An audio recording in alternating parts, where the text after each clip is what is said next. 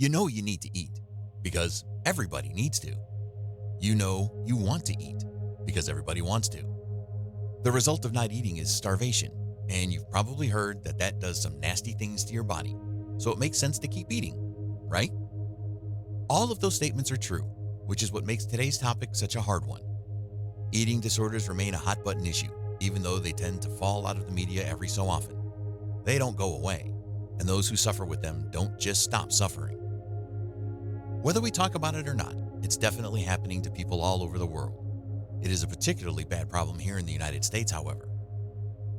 Our information today comes from the National Association for Anorexia Nervosa and Associated Disorders, who call themselves ANAD for short. You can check out their website at anad.org and make a donation to their very important cause if you feel so inclined. As always, if you find value in our channel, please give this video a like and check out the rest of our library. You can also subscribe to our channel so you don't miss another important video.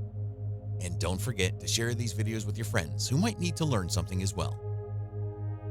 It's important to remember that all of the information we give on this channel comes from reputable sources and is intended to be relayed solely for the purpose of entertainment. We do not engage in diagnosis or treatment of mental disorders. Now, let's get into our video on the real facts about eating disorders. ANAD is a group that has been gathering information on eating disorders since 1976, when their founder, Vivian Meehan, was diagnosed with an eating disorder and couldn't find a support group. As a nurse, Vivian took it upon herself to make sure that others could find both help and information about eating disorders, initially anorexia, when they needed it.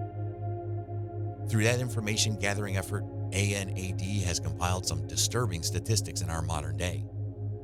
The very first and foremost statistic is that eating disorders affect at least 9% of the global population, which amounts to around 780 million people. In the United States, where ANAD is based, those statistics are potentially worse.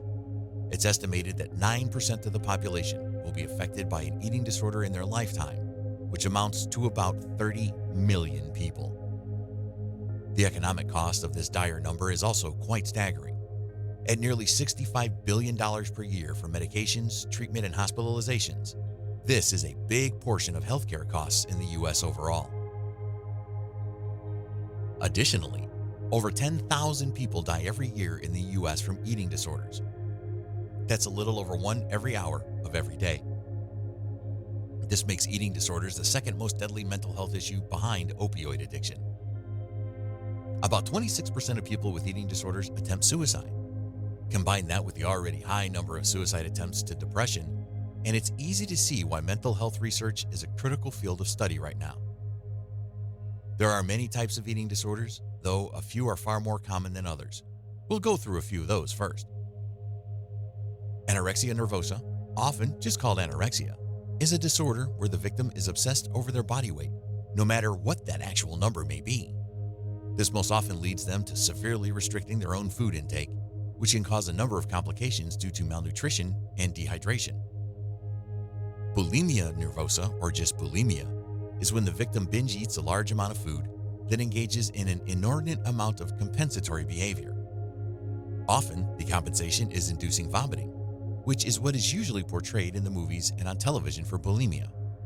However, the person might just as well be taking large doses of diet pills, laxatives, or other diuretics in order to lose the weight they have taken on by eating to excess. Exercise is another form of compensatory behavior. A bulimic might work out until they pass out after a food binge. Binge eating disorder, or BED, consists of recurrent episodes of binge eating. People struggling with binge eating disorder might eat much more rapidly than normal, eat until feeling uncomfortably full, eat large amounts of foods without feeling physically hungry, or feel guilty, disgusted, or depressed after eating. Avoidant restrictive food intake disorder, also called ARFID, is a disturbance that keeps people from meeting their nutritional needs. People struggling with ARFID might experience significant weight loss, nutritional deficiencies, dependence on nutritional supplements, or interference with their psychosocial functioning. Pica is a disorder which involves eating substances that have no nutritional value. In order to be diagnosed with pica, this behavior has to last at least 1 month. Someone struggling with pica might eat a substance like ice, clay, soil, or paper. Rumination disorder consists of repeated regurgitation of food. Once again, this behavior has to persist for more than 1 month to become a diagnosed disorder. This sometimes includes rechewing, reswallowing, or spitting out food. The causes of eating disorders are as varied as the treatments that are recommended for them. Some of it is likely genetic for most people. ANAD estimates that 28 to 74% of risk for eating disorders is through genetic heritability. 30% of people dealing with eating disorders have experienced sexual abuse. Along with PTSD, depression, and anxiety disorders, eating disorders are a fairly common response to trauma, especially if the trauma was prolonged. Women with physical disabilities are more likely to develop eating disorders.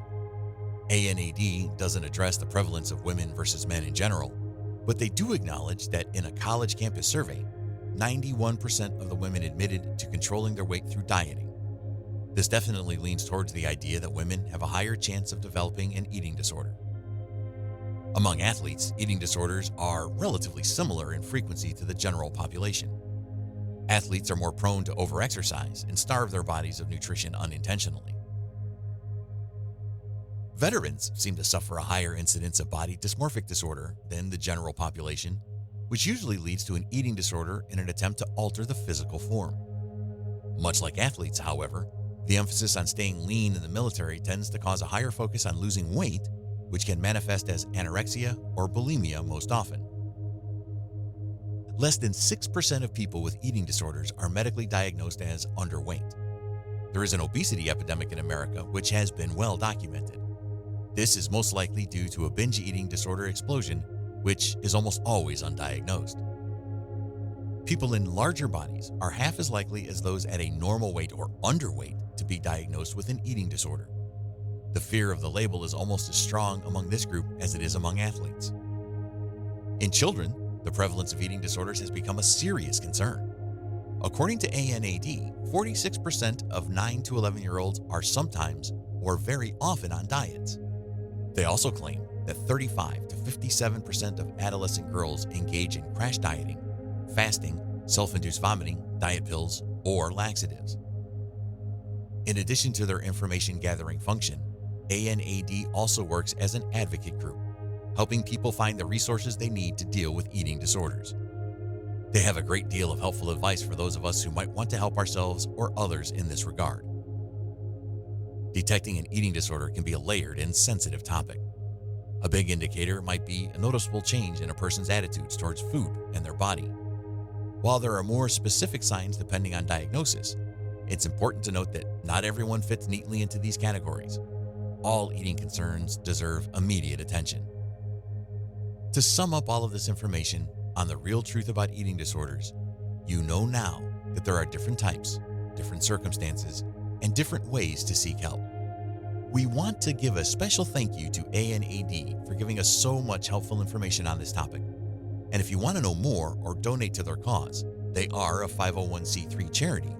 You can go directly to their website at anad.org. As for us, we're happy to have you here, learning and growing along with us on our journey. The world of eating disorders is scary and serious, and hopefully together, we both stand a little stronger because we weren't alone. If you or anyone you know is suffering from an eating disorder, don't be afraid to reach out to the ANAD helpline at 1-888-375-7767. They are available Monday through Friday, 9 a.m. to 9 p.m. Central Standard Time. They can find you a specialist in your area who can help you deal with your specific concerns. As always, please leave us a like and share our videos as far and as wide as you wish. You can also bookmark our channel so you don't miss any of our great content when it goes live.